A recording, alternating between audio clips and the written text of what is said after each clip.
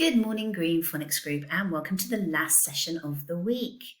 Okay, so today on screen, I have got all the trigraph sounds. Take a look at them. See if you can say each of the sounds that these trigraphs make. Okay, hopefully you can. I'm going to say a sound now, and I'd like you to point to the right trigraph for the sound. Are you ready? The first one is ear. Which one is ear? Okay, did you get it? It's this one, isn't it? Our E for our ear. How about yaw? Which one's yaw? Okay, again, did you get it? We write it on the finger, we point, don't we? Yaw, yaw. Okay, how about air? Which one's air? Again, I'm hoping you got it. It's this one here. We blow the balloon up, don't we?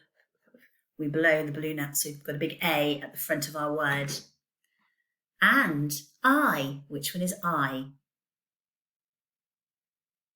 Yes, igaha is I, isn't it? Igaha. How did you do with that? Did you recognise them all? Well done if you did. Okay, so today we're not going to do a blending and a spelling exercise because we're going to actually work with all four of these trigraphs today all together. So we are going to do some sentence dictation. So I have got 6 sentences today, and these sentences have got at least one of the trigraph sounds in them. Okay, so you have to listen to the sentence, write it correctly, remembering all the sentence structure that you need to remember, and get the right trigraph sound as well. So it's quite a complicated one today, and some of the sentences are a bit longer than normal. So it's really about you listening and then using that phonics knowledge to get these right. These sentences also have quite a few of our phase 5 tricky words in as well, just to add it into the mix so that we're really firing on all cylinders today. Okay, so are you ready with your pen and paper? Then I'll begin. I'm going to read all the sentences today. So I'll read them, leave a gap for you to pause me, then I'll read the next one. And then once I've read all the sentences, we'll look at them all in one go at the end. Okay? Right, so sentence number 1. What is manure? What is manure? Sentence number 2. No one asked Mr. Deer to come. No one asked Mr. Deer to come. Sentence 3. Oh no, their picture is a mess.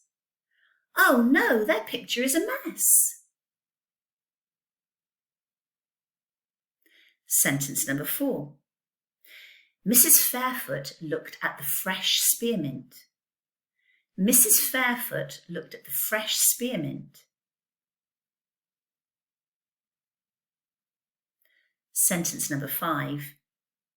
They can see the sights. They can see the sights. And sentence number 6. Could we get a flight there? Could we get a flight there? Okay, so how did you do? Hopefully you paused me between each of the sentences so that you had time to write them. And now we can have a look and see how you did. So let's push that one out of the way. So first thing to notice, every single sentence has a capital letter at the beginning. Did you get your capital letters at the beginning of every single sentence? All right, let's have a look. So the first one, what is manure? So what is one of our tricky words, isn't it? And manure has got our yaw sound at the end of it. So what is manure? Question mark, because it's a question. You have to tell somebody, if you know what manure is, what it is. Okay, look at the next one. No one asked Mr. Deer to come. Now there's lots of tricky words in here. No one asked to come, Mr. They're nearly all tricky words. Mr. Deer. Did you remember that both the Mr. and the Deer need capital letters because they're names? And obviously Deer is our ear sound. So no one asked Mr. Deer to come, full stop at the end. Okay, let's have a look at the next one. Oh no, their picture is a mess. So again, oh no, there. All of these are tricky words, aren't they? Picture, so we've got our yours sound again at the end. And I've gone for an exclamation mark because of the way I said it. If you've put a full stop, it would be okay, you could accept that, but I used the exclamation because I went, oh no! So it was a bit more of an exclamation. How about there? Did you get the right there? In this context, their picture, it belongs to somebody, it's their picture. So this is the there sound that we use. This is the there word that we use in this context. Did you get that one right? Okay, let's look at the next one. Mrs. Fairfoot looked at the fresh spearmint. So again, Mrs., capital letter because it's at the start of the sentence, but it would have also been a capital because it's her name. Fairfoot, capital F for her name. And then as we go through, looked at the fresh spearmint. So there's our ear sound. Full stop at the end.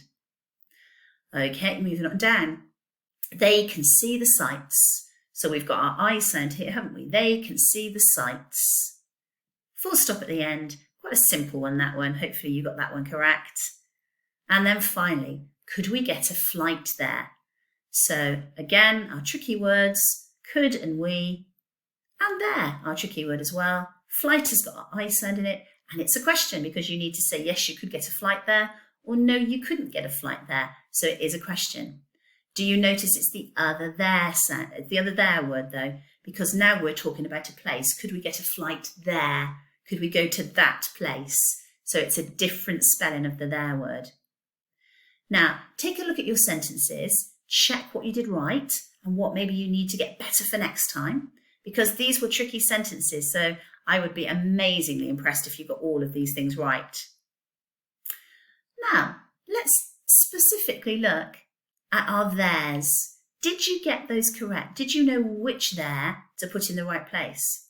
If you got them correct, was it just lucky, or did you know which one to use when? Okay, on the next page, I've got a little way of trying to help you remember which there means which. Remember, one of them means a place, and the other one means belongs to somebody or belongs to some people. So I always think about there, and there has got the first three letters the same, hasn't it? Both of them have got the first three letters the same. It's just the last two letters that change, depending on which form of there we're using. So I always like to think that for there, the place, I always think of that next letter, the fourth letter, I like to think of it as a place sign. So a sign that you'd see on the road pointing you somewhere in a direction, because that's the place there, go somewhere different. Whereas the other there is when it belongs to somebody. So the fourth sound in that one, I always think is like a tall standing up person, because it's a possession, it belongs to them. So sometimes it can be easier to remember if you have a visual to help you remember. And the way I remember is if it's my place sign, if it's my signpost, that looks like an R, so it's that spelling because it's a place. And if it's a belonging of somebody, if it belongs to them, their house, their shoes, their coat, then it's the I, and I always remember that as the tall stood up man because it belongs to him. Hopefully that might help you a little bit if you found those too tricky. Right, the next part of our task for today, and the one I'm going to leave you with, is quite a simple one. It's draw a picture. So you know the routine here. I'm not going to read these phrases to you. You can read them yourself. Again, there are tricky words in them, so have a read. They have all our trigraph sounds. Read them, draw the pictures. Now, next week, there is no phonics learning because we have a different kind of week next week where the whole of the year group is doing something a little bit different and exciting. So I won't be speaking to you again until after half term. So I hope you have a lovely half term. Make sure you really work on making sure you know all those tricky sounds. And when we come back after half term, we're going to be moving on to our phase 5 sounds. So have a lovely time. I hope you enjoy yourself, whatever you're doing, and I'll speak to you again soon. Bye.